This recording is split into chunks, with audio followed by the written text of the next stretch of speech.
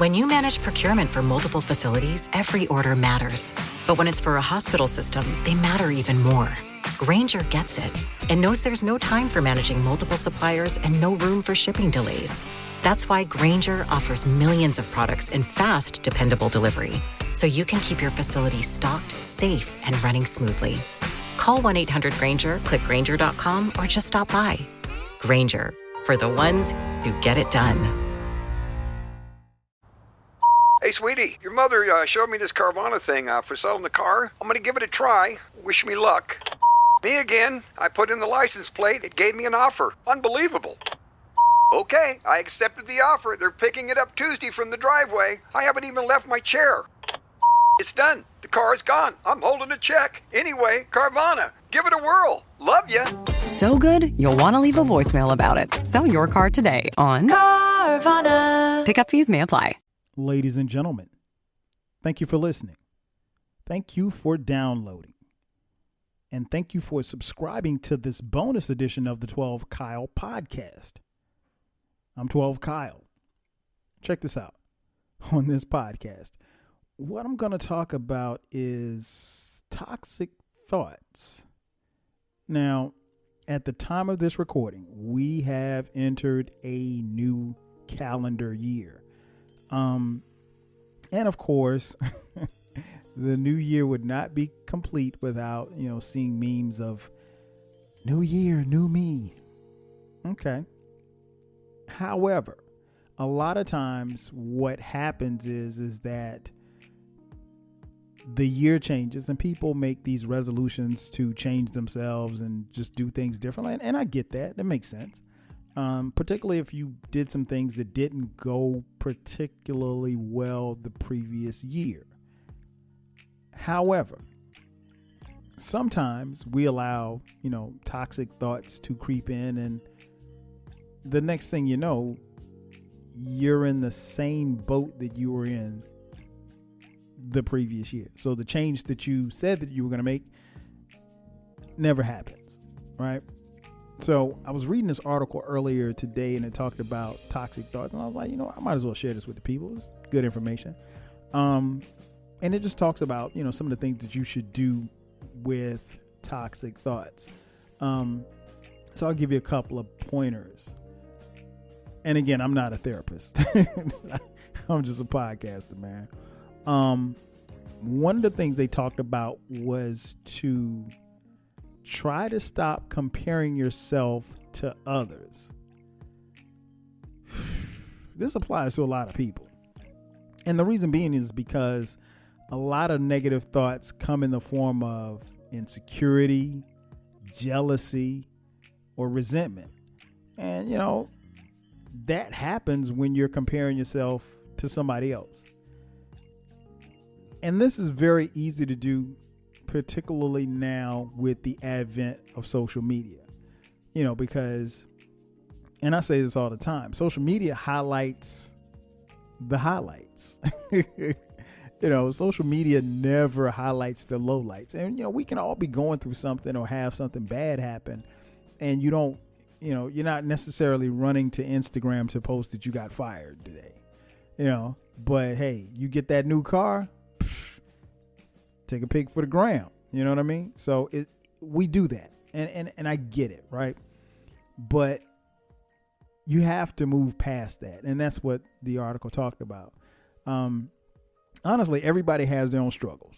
And so it's very different and dangerous, actually, to compare your life to somebody else's. Because, again, you don't know what that person is going through. And, yeah, you might see this woman in a Bentley, but you don't know what she did to get that Bentley.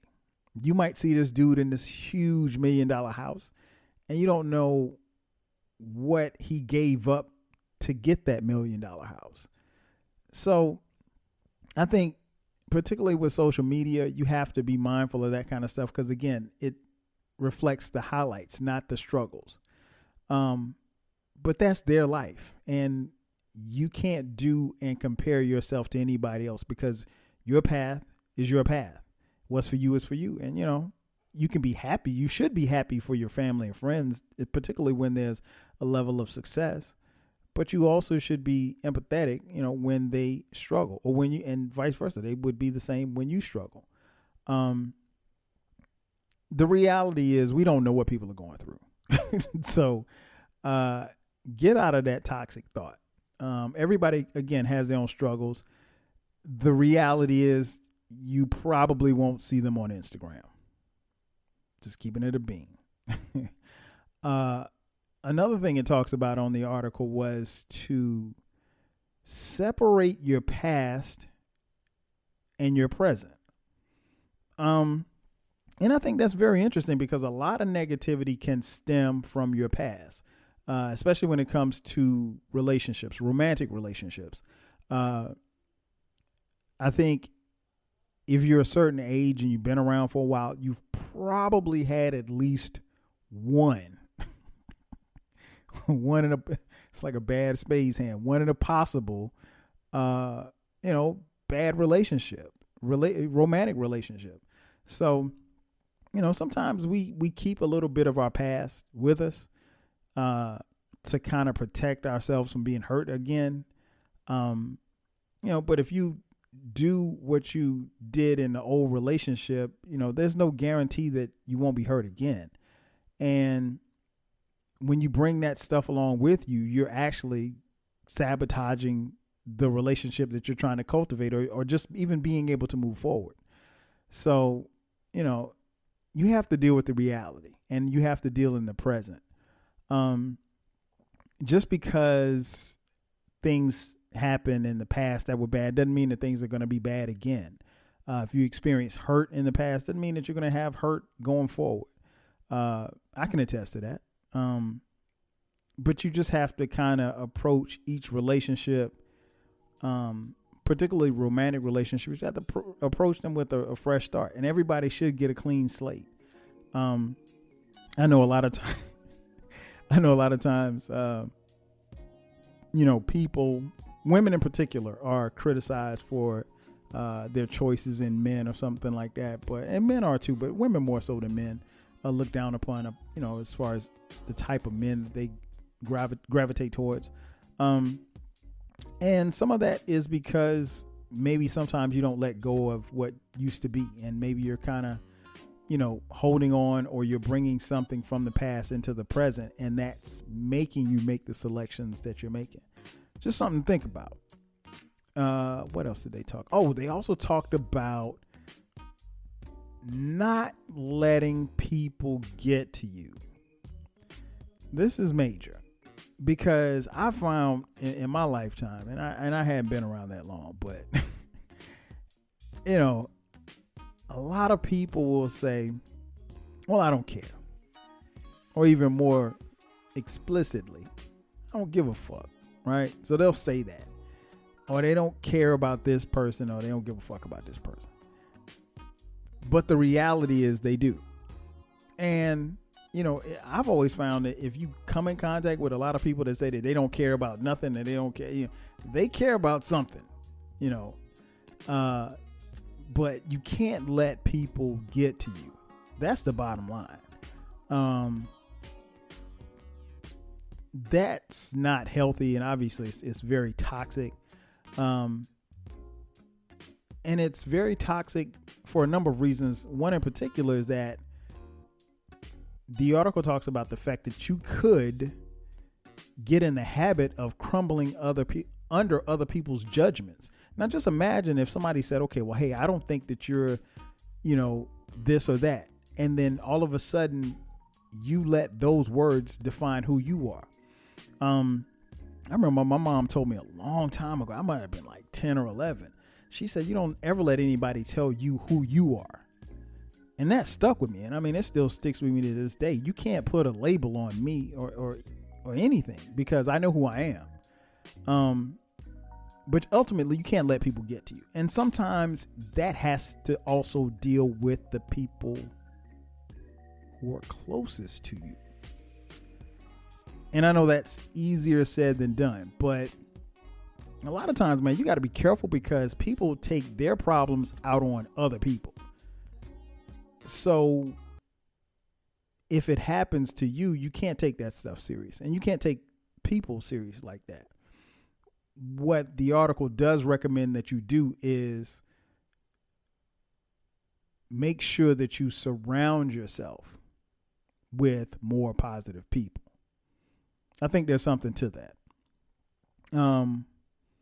Another thing they highlighted in the article was to ask yourself, what good is this doing me? Oh man, that is so key. I have asked myself that a lot, and I remember distinctly asking myself that because I used to be, I'll just give you a quick example. Like, I used to be heavy on Twitter, and this was before, like, all of y'all showed up and messed up Twitter. But there was a time where Twitter was actually dope. And I'm on Twitter now, but I'm honest. I'll be honest. I talk to the same people. I'm not nearly on Twitter as much as I used to be. And Facebook, for that matter, too. Facebook, I really don't even post much on Facebook. I like people's pictures and I keep it moving. And I'm finding that I'm doing less and less of that. But just to give you an idea, like social media, I used to be heavy on Twitter, and then everybody showed up and Twitter got kind of janky, and it was like, and I asked myself that one day. I was like, well, what good is this doing me? Like, why am I here? Like, just negative post after negative post after somebody getting shot, after this person arguing with that. I mean, like, why? Why am I watching these fools argue? Why am I seeing people post fight videos? Why am I listening to this fool, the leader of the free world, act like a damn 5-year-old? So nah, you have to ask yourself, and that could be for anything. For me, it just happened to be social media, but a lot of times that stuff can be mood altering and triggering, so I don't watch cop killing videos and all kind of stuff because that stuff is triggering. Any involvement with the police is triggering to me because of my run-ins with the police. No, I've never been to jail, but I have run-ins with the cops. But nah, you have to ask yourself, what good is stuff doing you? And you have to learn from every situation.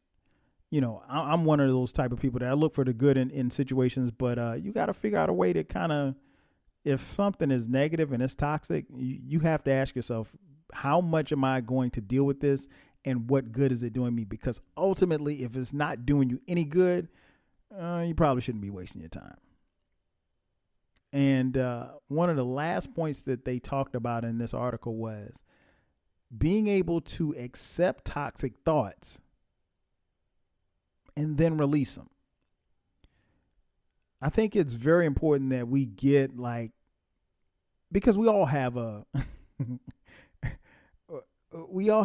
positive voice and a negative voice. And it's kind of like, the cartoon with the angel on one shoulder and the devil on the other. It's important that you get that negative voice out of your head, because honestly, if the voice is strong enough and it has the power to overcome you, it will change your day. It will change your night. It will ultimately change your relationships and your life. Because a lot of us are our worst critics, our own worst critics. And I'm going to be honest. I mean, and I've always said that. I played football growing up, and there was no coach that was going to be harder on me than me, because I know when I'm doing something right. I know when I'm doing something wrong. And even when I'm doing something right, sometimes I'm so critical and so, I don't want to say perfectionist, but I wanted to get things right. So even when I did something right, I was like, oh, well, okay, you did that, but you could do it better. Even sometimes with this podcast, I'll listen back to it. I'm like, that could have been a little better. I could have said this. I could have been a little smoother coming out of this. I mean, that's just who I am. But, that's just me being my worst critic. But I'm not going to let that prevent me from doing what I'm doing or moving forward. And I think we all have to kind of live with that. And there's nothing with being your own worst critic, but you can't. Ultimately, what you have to do is you have to be able to shut down the negative voice in your head. And that's what they talked about in the article. For someone like me who has a great deal of self-confidence and self-esteem, I can do that pretty well. I don't necessarily deal in a lot of negative energy, but everybody doesn't. And to be honest, it wasn't until I got probably in my mid 30s that I realized that everybody wasn't like that. And it took me a minute to kind of figure out, like, okay, well, maybe this person can deal with this way, but that's the best way that they can deal with it, because I don't have those type of issues. And I don't allow stuff to fester, but everybody's not like me. And, that doesn't make me better or worse or anything like that. But it's just, you have to come to realization that people are where they are, and then you would want to help them, particularly those who are closer to you. But yeah, you want to get rid of the negative thoughts. You want to get rid of that negative voice. Ultimately, you want to take those feelings and those thoughts and address them, assess them, and then move on and let them go. And, obviously, in the article also talked about how, having and wrestling with negative thoughts, how dangerous it could be. And it could be damaging as well, because ultimately it kind of helps form what you think or what you may feel about yourself or maybe people that you care about. Ultimately, you deserve to live your life free of all toxic things. I mean, because you want to be around positive things. You want to be a positive person. And you want to live outside of your head. And I think ultimately, once you get to that point where you're not living in any type of toxic thoughts or toxic behavior, then you're moving in the direction that most of you want to go. Ladies and gentlemen, thanks for checking out this bonus edition of the 12 Kyle podcast. I'm your boy 12 Kyle. Make sure that you subscribe to the podcast so you can get bonus coverage just like this one. I'll catch you guys next time. 5 Gs.